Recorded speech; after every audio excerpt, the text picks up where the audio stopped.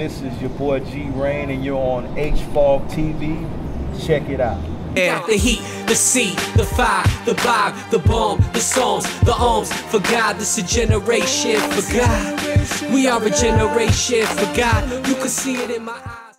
Alright, welcome to HFOG TV. It's your boy Juke, JukeWorld.com, JUKWorld.com, creator of the Hip Hop Gospels at HipHopHolyBible.com. That's the Bible rap, and HolyFireOfGod.com. I got my man G Rain in the house. How you doing, brother? With you, man. Good to see you. I'm feeling good. We're happy to have you on here, man. Glad to be on the show. Man, we here to bring the truth, presenting Christ to our youth. So immersed in the spirit, every time we hit the booth, we ain't gon' compromise. We ain't gon' compromise. We ain't gon' compromise. We ain't gon' compromise. Man, I don't do this for no spotlight. I lay my treasures up in heaven. Run with cats who walk it out, live it 24/7. Ain't sugarcoating, keeping Christ in their music. They do it for the Father with their gift, they won't abuse it.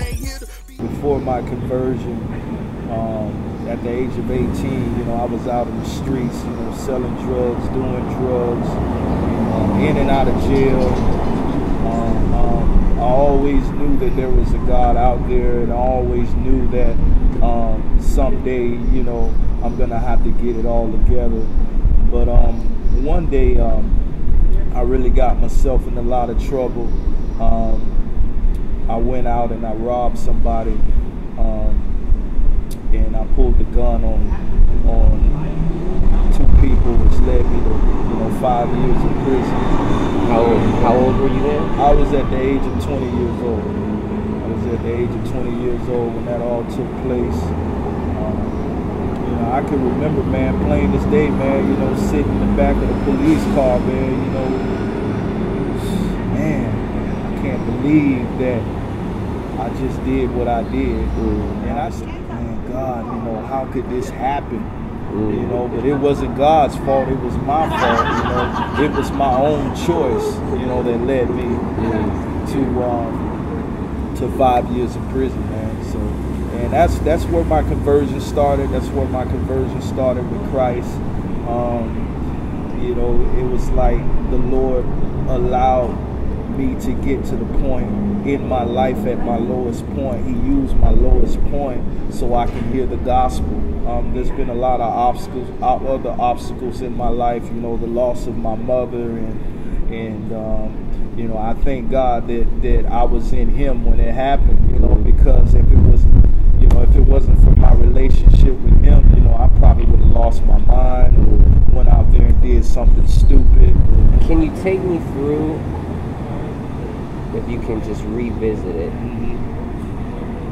just out of my curiosity, your mindset of what happened on that night when you said that was what did it. That's what did it for you when you drew a gun on somebody and tried to rob them, right? What was going on? What was going on at that time?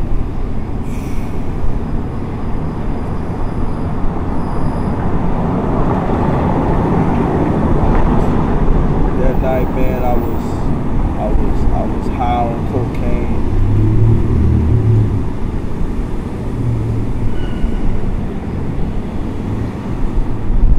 I was high on cocaine, man.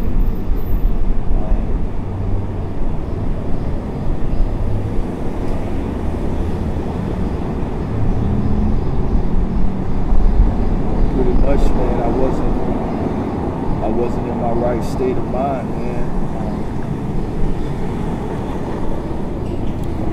Right state of mind at all, man. It was like everything was blank to me. You know, it was like the enemy, he had my mind. He had full control over my mind during that time. You know, I wasn't thinking about anything. I didn't care about anyone's life. No reverence at all.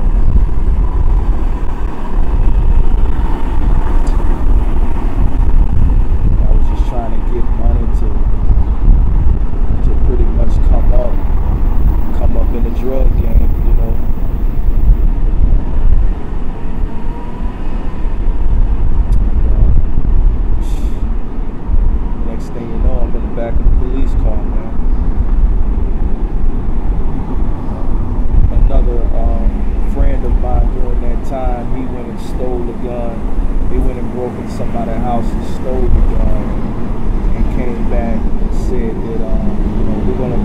lit. We're gonna do this robbery. Who's all down? I said I was down, and the other homeboy said he was down, and you know, one thing led to another. Did you grow up in the church at all? Or? No, I didn't really grow up in the church home.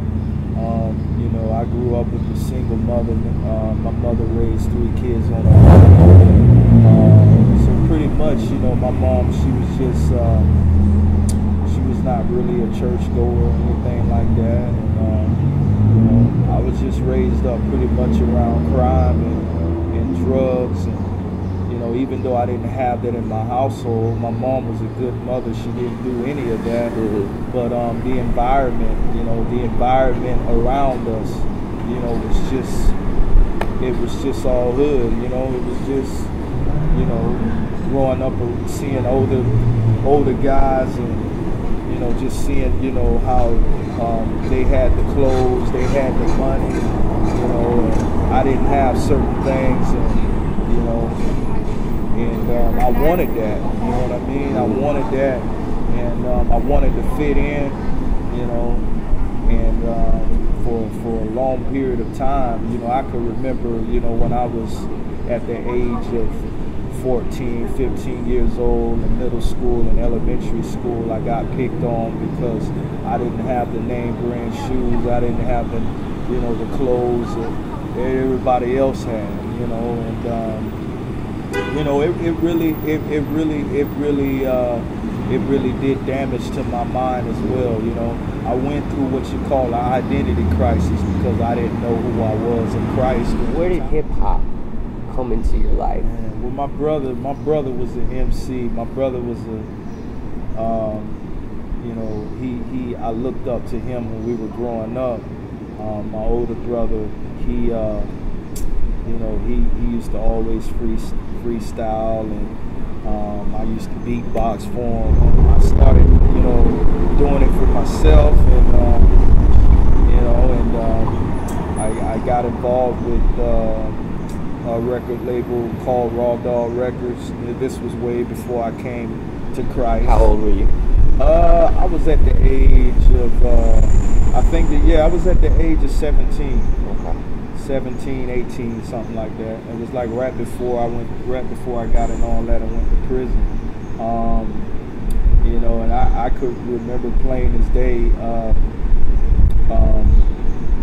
the studio being full of nothing but drug dealers in there, and drug deals going on while we're in the studio recording, and it just the atmosphere, you know, being so demonic, and you know, the guy who was producing us during the time, he pretty much he got us into venues, a lot of venues that a lot of big name artists are in now. My first recording was in Orlando, at a studio, at the same studio the Backstreet Boys and JT Money recorded at. The Backstreet Boys is big back then, boy. Yeah. and actually, the record label that I was up under, the local record label that I was up under, Raw Dog Records, we also got the opportunity to sign with Universal Records, but some things, you know, went wrong to where the guy who was producing us, he happened to be he happened to get himself in a lot of trouble, and you know, everything just went sour, and you know, and that's another reason, you know, why I went out and did what I did, because I was so upset. You know, I was like, man, you know, I gotta find some way to come up and you know, and hustle. You know, if I gotta go out there and rob somebody, I gotta do what I gotta do to come up. That was my state of mind during that time. You know, I was like, man, you know, I gotta find some way to get it. You know, if it's hitting the lick, if it's, you know, hitting somebody upside the head, you know, with a gun or something like that. You know, I gotta do what I gotta do to come up in the game to really get out there somewhere. Yeah. Just out of my curiosity, do you feel like the Lord was ever calling on you prior to you turning 18? I can reflect back, Juke. I can reflect back, man, all the way before 18. I can reflect back to the time where I was 7, 8 years old. I remember one morning watching the 700 Club, and you know, I felt like I had a, you know, as an 8-year-old boy, I felt like I had a problem line. I felt like, you know, I always thought about hell, and I always thought about heaven, even at that age, you know, and I can remember plain as day calling the 700 Club and telling the operator that I, as a little kid, that I had a problem with line, and I remember the next week, because I would always watch the 700 Club for some reason. I can remember the next week I turned on the 700 Club, and here's Pat Robinson on the 700 Club saying that, you know, there's this little boy who called and said that he had a problem line. Oh, that was you. Yeah, and he spurted a little bit. He said, let's pray for this little boy. Wow. And it was like, you know, God. Thank you, Pat Robertson, for your prayers. And he used Pat Robertson's prayer to pretty much, you know, get me to where I am today, serving the Lord, man. Yeah. So your mom didn't really watch the 700 Club. You were just, for some reason, drawn to that. I was drawn to it. My mom didn't watch it. My sister didn't watch it. My brother didn't watch it. I was drawn to it at a young age, at 8 years old, man, watching the 700 Club. Yeah. How has your conversion in your life it affected your family? Have you seen other people through your conversion in your family come to Christ, or people that maybe you're still praying for that to happen? You know, my mom, before she passed, you know, she had the opportunity to really see her son living, and I can remember plain as day. I took communion with my mom before she passed, and it was just an awesome experience. I had the opportunity to pray with my mom. You know, one night, you know, what really led me back to Christ, one night I got so high on weed and cocaine to the point to where I felt like I was gonna die. Pretty much I was overdosing pretty much. And all I could think about was hell, you know. And I was like, Lord, please don't let me die. Don't let me die, Lord. You know, if you allow me to live tonight, Lord, I will give my life back to you. I will serve you. And the next day, I was looking for a church home. And, you know, I came to a church called Mount Hermon Ministries. That's where I met DJ Eternal and Brother Percy Perry and Mr. Bridge and Henry Miller. You know, they're all those brothers. They welcomed me with open arms, and you know, I was at the lowest point in my life. You know, I used to sit all the way to the back to the church. You know, because I was still struggling. You know, I was still, you know, even though I was, you know. Even though I was starting to come to church, I still had those struggles. Yeah. You know, so it was hard for me. But those brothers, you know, they welcomed me, they received me. You know, I didn't have a car, I didn't have anything. I mean, I was just rock bottom. I didn't have no money, I didn't have no job. I was working day labor. You know, it was like I was living with my mom. You know, it was just. I wouldn't be where I'm at today, man, if it wasn't for the Lord, man, and it wasn't for the Lord using those brothers, man.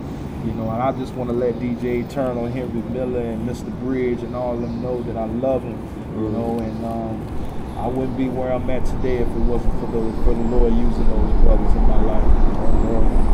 Check this out, another brother who I was in Raw Dogs with, his name is Cobain. He used to be under the same record label.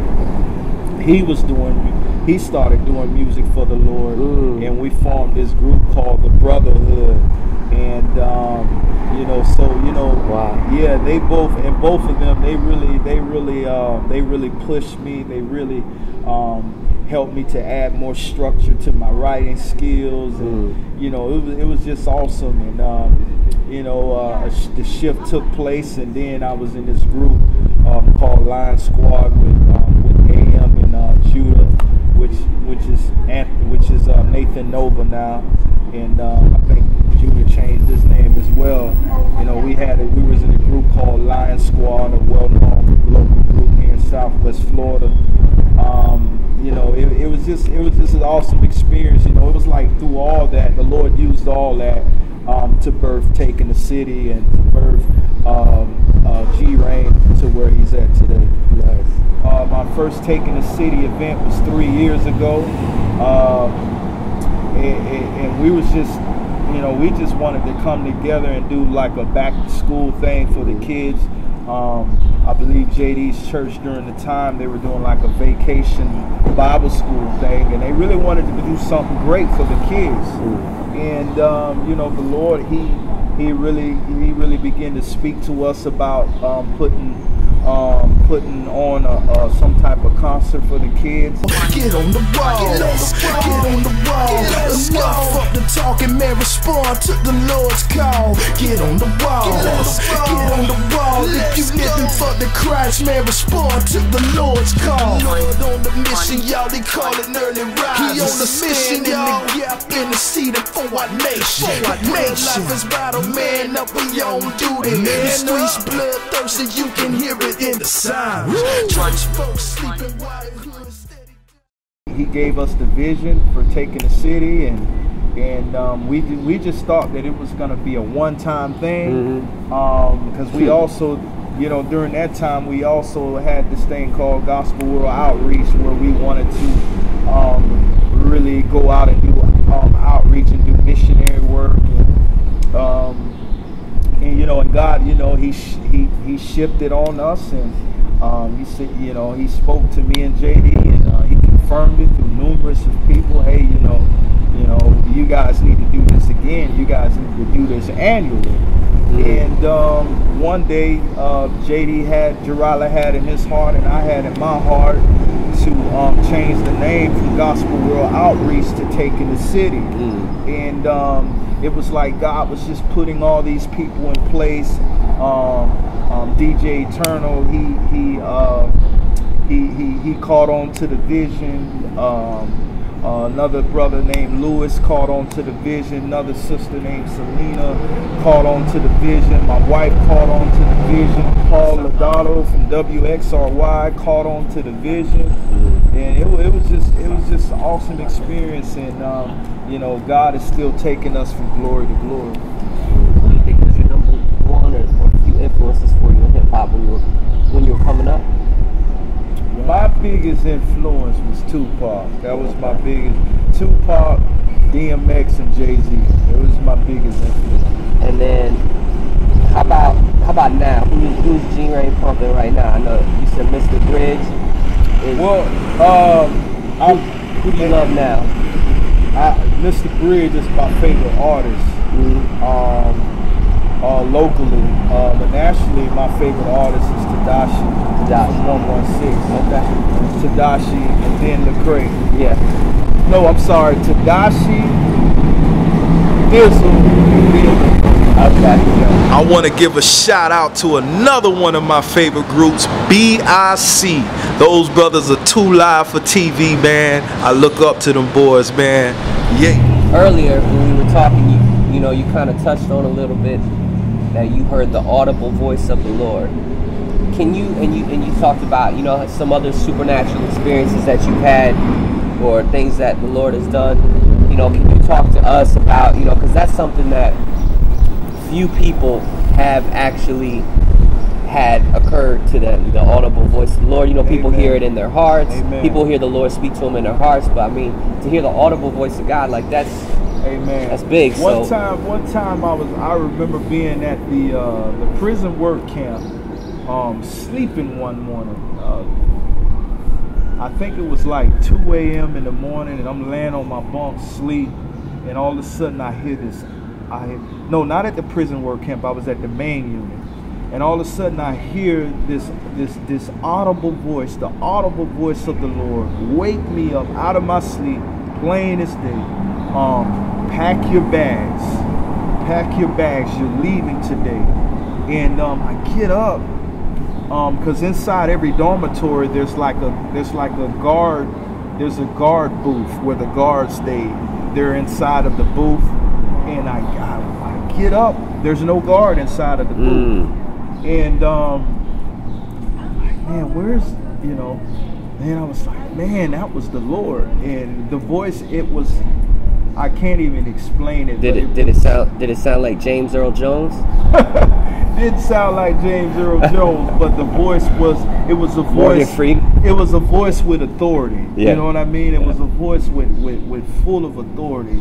And that later on that morning, they called my name to go down to the work camp. Wow. And so I moved from the main unit to the work camp. They dropped my custody level. Mm-hmm. And in the prison system, when they drop your custody level, that's a good thing, because now you're able to be more trusted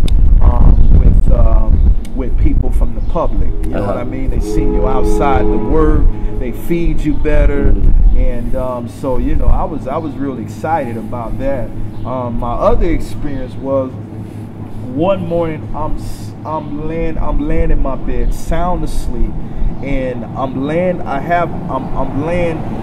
my stomach. I'm laying on my side. I have my ear on my pillow, and all of a sudden I hear music.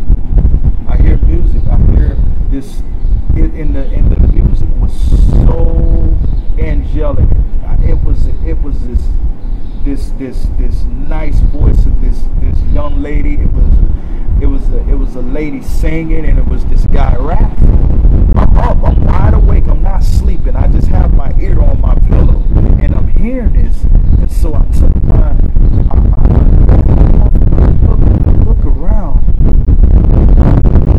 Everybody's asleep on their phone. No one has on their headphones. And so I was like, Lord, you gotta be kidding me. So I put my ear back on my pillow. There's the sound again. the same sound. And so I took my ear off the pillow, nothing. Put my ear back on the pillow, and the Lord was showing me that there's, people who don't like Christian hip hop down here, they're gonna be upset in heaven, because there's all types of music, and the Lord showed me that there's Christian hip hop in heaven. There's gonna be music. There's gonna be music in heaven to reach every culture. Yeah. Every language, every tone. It's gonna be awesome. I believe God brought hip hop in, even though hip hop went through its phases, and it's been used by people to bring negativity to culture and stuff. I believe God orchestrated hip hop to come in, because hip hop is a way right now where you can literally preach. It's like if you take a preacher and you put a beat behind him, that's hip hop. Like Tupac was a preacher, like for the streets. You know what I'm saying? And he was a preacher for bring young black kids up and thug life, and it wasn't for Jesus Christ, but he was preaching for something. It's like now that's opened up an entire generation of G-Rains, or an entire generation of Thizzles, or different people that are coming up and preaching the gospel message now, and they're basically preachers. And the thing is that they got the youth's ears, because the preachers, they're not trying to hear them, maybe. It's a blessing to know that God has formed an army for our young people, for this generation. It amazes me. It amazes me how God has took Christian hip hop. He's taken Christian hip hop and elevated it. Yeah. It blesses me every time I think about it. I've been to 116. I've been to a lot of their concerts, and it's just phenomenal. Every race, And just to share with you a little bit about taking the city, you know, I love contemporary Christian music. I love all of that. I love I love the Christian artists who come to to Germain Arena, the Barlow Girls, or they just had Chris Tomlin. I love all of that. You know, but one of the things that really grieved us here in Southwest Florida, and this is part of the reason why we're doing Taking the City, is because there was nothing here for the urban kids. There was nothing here, you know, to reach the urban culture, you know. All right, so, you know, Taking the City is obviously a huge part of your ministry and what you're working on. How about your own, you know, your own music? Are you working on anything right now in your own music that people can check out? I've been very flexible. You know, of course, a lot of my time is spent Taking the City. I also have a full-time job. I know about that. Yeah, so you know, I'm really all over the place, and also part of my job is being a husband as well, to a wonderful wife. I tell you, man, I thank God for, you know, Carla Jackson. I just want to say I love you, and I thank God for you. You know, my wife. You know, outside of you know, it's Christ first, and then her. She's been a big help. You know, she's the reason why G Rain is able to do what he's doing with Taking the City. And a mixtape project I'm working on is called Raw and Uncut. I'm in the process of really putting that together, and DJ Eternal, he'll be hosting it, but it's definitely coming. I know Southwest Florida, I know they've been waiting. They haven't really heard anything from G Rain in a while. You know, my biggest grinding times were with the Lion Squad. Yeah, the website is still the Reverb Nation and Rapzilla. All of that is still up under construction right now. Like I said, I'm still real busy with Taking the City, so you know, as of right now, that's pretty much the only way you could hear my music is through my SoundCloud. Just go to my Facebook, g.rain@yahoo.com.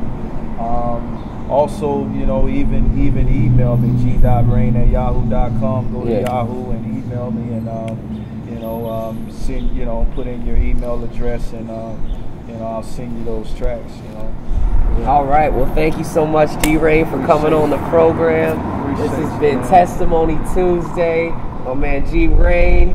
It's Juke right here. You can check us out at jukworld.com, hiphopholybible.com, and First Ever Hip Hop Gospels, holyfireofgod.com, HFOG TV. It's your boy Juke. Holla!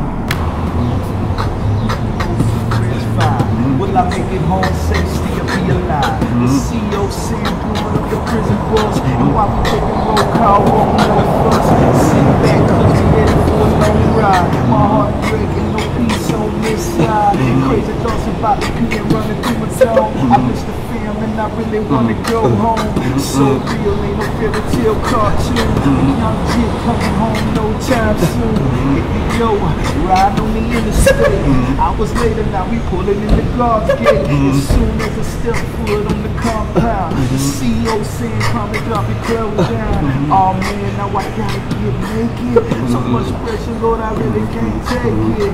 Lord, open up the prison door. I wanna live my life on the other side. Lord, open up the prison door. Alright, we ready. Let's go, let's get it. Yeah. Oh, it's recording? Yeah, we just did it. Oh, That's it. The heat, the sea, the fire, the vibe, the bomb, the songs, the arms. For God, this a generation. For God, we are a generation. For God, you can see it in my eyes. The trials, the passion is real. When I'm fasting, I'm smashing you cats with the seal. This a generation. For God, we are a generation. Check, yo, I rap acid, spoon feed your raps that are classics.